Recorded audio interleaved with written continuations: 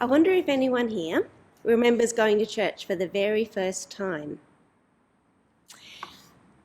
Most of you are probably like me and don't remember because you were too young. But have you ever thought about what it would feel like to come into this church for the very first time without any past experience or preconceived notions of what church should be like? What might you think of the architecture? The rows of long seats, the candles, the communion table, the windows. What might you feel seeing all that for the first time? What might your impressions be of what on earth we're doing here? And then there's the people. The people might be the most unusual thing about church. We're pretty ordinary. But in another way, we are like no other collection of people you are likely to meet anywhere. We may have nothing in common at all, except that we all call God Father.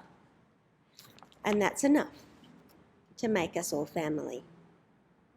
This morning's message from Luke tells us that the first time Jesus went to church, tells us about the first time Jesus went to church. Well, not church. It was a temple, but close enough. Like most of us, on his first visit to church, he was too young to consciously be aware of his surroundings. But Luke, presumably drawing on Mary's memory, gives us a brief description of this event. And there's nothing in this description about the architecture. There's nothing about the seating.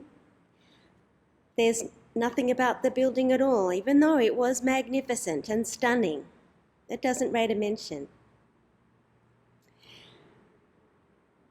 There's nothing about the furniture, nothing about where people were standing or what they were doing.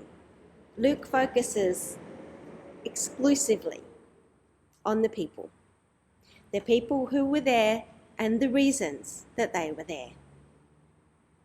Firstly, there's Anna, who was 84 years old.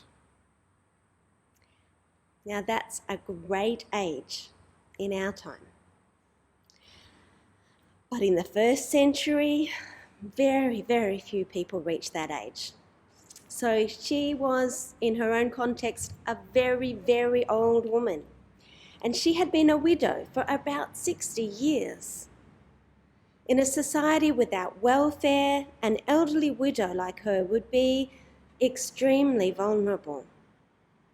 Now, we don't actually know anything else about her. It's possible she was well looked after and supported by her family, but it's also possible that when it says she never left the temple, that's because she had nowhere to go. Perhaps she had no home. Certainly, she would not have been considered of much value to her world. But instead of letting her widowhood and poverty define or limit her, she worked out what she could do. And she did it. She prayed. And she prayed. And she planted herself in the place where she could be in contact with other people who were praying, with other people who were longing for God to act. She hung out at the temple day and night for 60 years. And then one day she suddenly saw her prayers answered. She saw a tiny baby and just knew that this child would redeem her people. 60 years, day and night, for one glimpse of salvation. Do you think she thought it was worth it? Could there be any doubt? Then there was Simeon. He was a righteous man, and the Holy Spirit rested on him. Consider that phrase for a moment.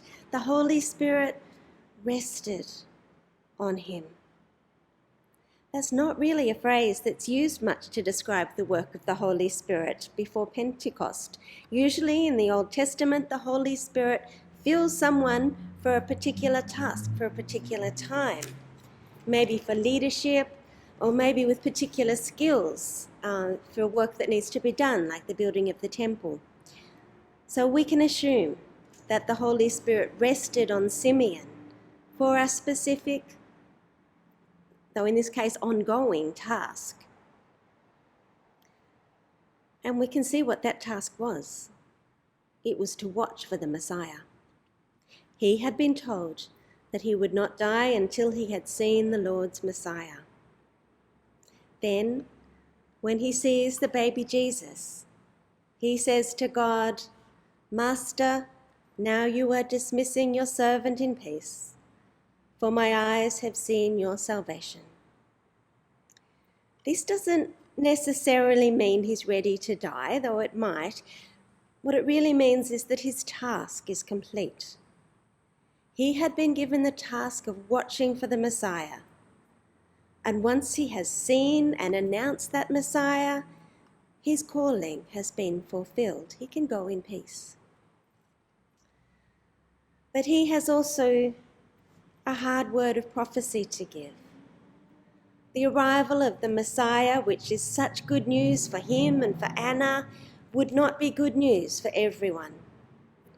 Some are going to oppose the Messiah and exclude themselves from the consolation and redemption that the Messiah brings.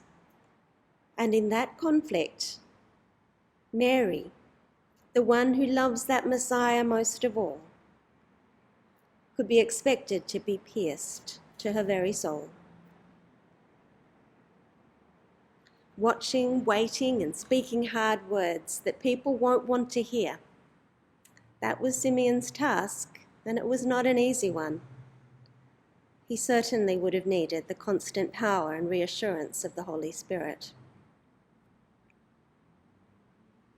And then we notice Jesus' parents. This passage tells us just a couple of things about them. Firstly, Luke repeats a phrase about them being there at the temple in order to do what is required by the law of the Lord. They were committed to obeying God completely. That's the first thing that we're told about them. The other thing we learn is that they were not wealthy. A sacrifice of a pair of birds was a special provision in the law for people who couldn't afford the normal sacrifice of a larger animal. We already knew that Mary identified as being poor. If she had been rich, she would not have sung about God bringing down the powerful from their thrones and lifting up the lowly, or filling the hungry with good things and sending the rich away empty. From today's passage, we learn that Joseph, it seems, was also poor. Mary had not married up. God entrusted the baby Messiah to a couple who had limited resources, a poor couple who are determined to obey God. So there they are, a little representation of the congregation present at Jesus' first visit to church. Anna, who waits and prays over a long, hard lifetime. Simeon, who watches and speaks hard truths. And Mary and Joseph, who had nothing to offer their baby but their love and their absolute commitment to obeying God. This is not a who's who of Jewish society. They are nobodies. Each one easily overlooked and probably sometimes actively avoided. But there they are, just where God has called them to be, for them to catch a glimpse of God's salvation. And here we are, those of us in church this morning, in a very different place, with very different architecture, where very different things seem to be going on. But the people are not so very different. No offence intended. And of course we do have some very impressive people at St. Paul's, but on the whole we are not the who's who of Brisbane society.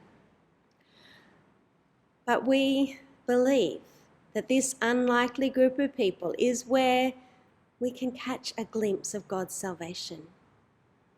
So here we are together, week by week, year by year. And when someone comes to church for the first time, even if they are puzzled by the furniture or by some of the things that we do, I hope that their attention will be taken by the people who are waiting and praying, watching for God's work, and speaking the truth even when it's hard. People who are loving God and our community and supporting each other as we try to obey God together, even with our limited resources. People who are able to do this because the Holy Spirit rests on us. And as we move into the new year this week, among all the things that I'm hoping for 2021, and I know we all have big hopes for it being a better year than this one, of all those things I'm hoping, I pray that it will be a year when we at St. Paul's will do these things more and more, and that in this little collection of unlikely saints, the people of Ashgrove will catch a little glimpse of the glory of God. The Lord be with you. Amen.